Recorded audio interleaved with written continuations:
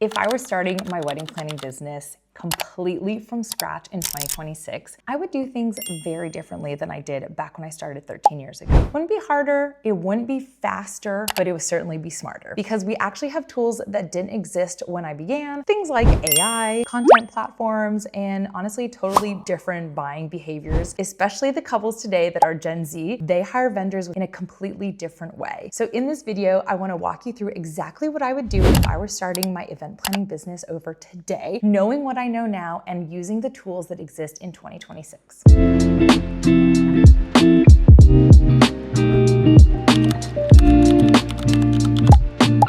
If you're new, my name is Gabby. I've been a wedding planner for 13 plus years. I do both events and social events, and I am just here to help you grow your wedding business and honestly be a friend along the way. So welcome. If you haven't already, please subscribe to my channel. I have weekly videos for you, a little bit about behind the scenes of my business and just a lot of fun stuff along the way. Okay, if I were starting in 2026, I would not try to be everywhere at once. I would really focus on being visible, trusted, and efficient. You're gonna hear the word trust a lot in this video because it's really important. But that's the difference between building a job for yourself and actually building a business. The very first thing I would focus on is authority. Again, not a perfect brand. I wouldn't necessarily spend months stressing over like logos, fonts, or a polished website. That will all come later on. Instead, I would really focus on proving that I understand how weddings work today. So Gen Z couples, they really value connection far more than the polished look. They want to feel like they know you before they actually even ever reach out. So I would really start creating content immediately, even if it looks a little cringe to you in the beginning. I would talk to the camera directly. I would show my face. I would really share what I'm learning along the way in my wedding planning journey. And you can really take couples through this with you and behind the scenes, because in 2026, trust is built through visibility, not perfection. One of the biggest advantages that new planners have in 2026 is AI. So if you use it correctly, of course, I would use AI to help me brainstorm content, probably like maybe draft captions, outline some emails, repurpose long form content into more short form clips, but I would not use AI to replace my voice. AI replaces like the blank page if you have writer's block, but not your personality, not your perspective, and certainly not your experience. Because if you sound generic, people are gonna scroll past you. But if you sound human, this is how they're going to connect. If I were starting over today, I would probably prioritize working weddings before trying to teach weddings. So what I mean by that is I would work as a caterer. If see my videos before, I talk about this a lot. I would work for a venue. I would shadow another wedding planner. Even if you're not getting paid, get that experience hands-on, because no online course can replace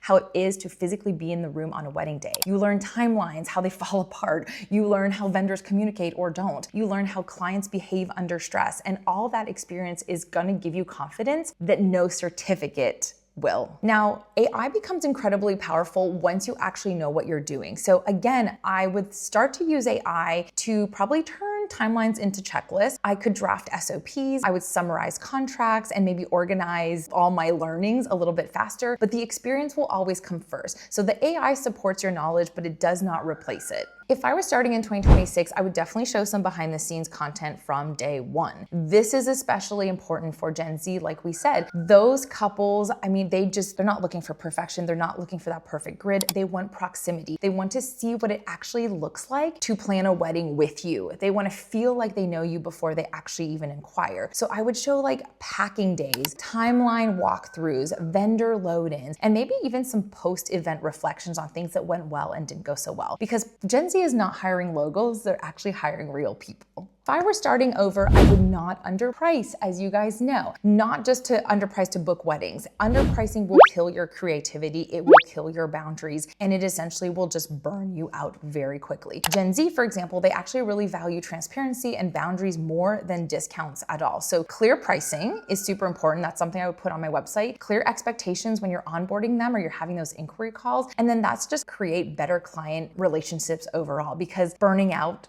is not sustainable. Also, I would not build a business that only works if I'm involved in every single thing. Even early on, I would really document the processes, workflows, systems, whether that means like hiring a VA to help you with that, an assistant, or maybe even just bringing in AI tools to support that. I'd always be thinking about leverage, because if I'm the only one who can do the work, I don't own a business, I own a job. So really making sure that you are able to empower your team later on to help take those things off of your list. If I were starting starting an event planning business today, I would absolutely think about SEO. Not just the old school way, although it's still very applicable. People aren't just Googling anymore. They're literally going into ChatGPT and asking very specific questions like, find me a Nashville wedding planner that's in this budget range and works at these venues and so on. And the goal isn't just to rank on Google when you're doing SEO, is to literally be referenced and by name and popping up in ChatGPT search results. So making sure that your SEO and your GEO is up to date is really important. We're talking about that next.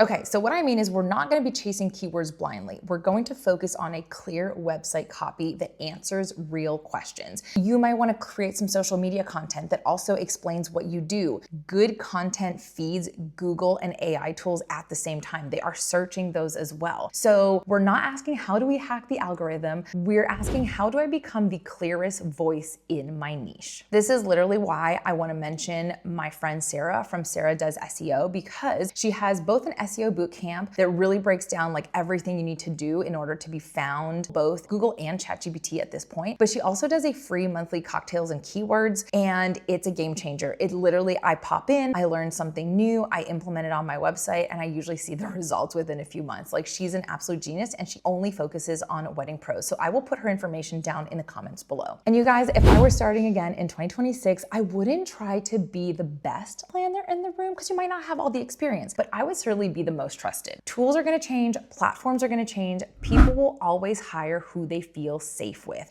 And if you're starting now, you actually have a huge advantage if you use it intentionally. You can really focus on showing the behind the scenes in your social media. You can put the proper keywords on your website and in your social media, and you have a huge advantage. And guys, if you love this video and you want more behind the scenes, I would love to see you in my membership group. We talk about all sorts of stuff. I show you behind the scenes, both on like numbers in my business, but also just tactical things like how I create design boards and just all these fun things. I'm also in 2026 going to be doing weekly lives on Monday at 4 p.m. Central Time. If you're watching this, actually, I think we probably already have had a live, but if not, make sure to subscribe so that you get notified when I am live. We're going to spend 45 minutes to an hour together. I will have a topic that we'll discuss, and then you have the chance to ask questions on that live. And I will be there for the hour. So I would love to see you. And as always, thanks for being here. Bye.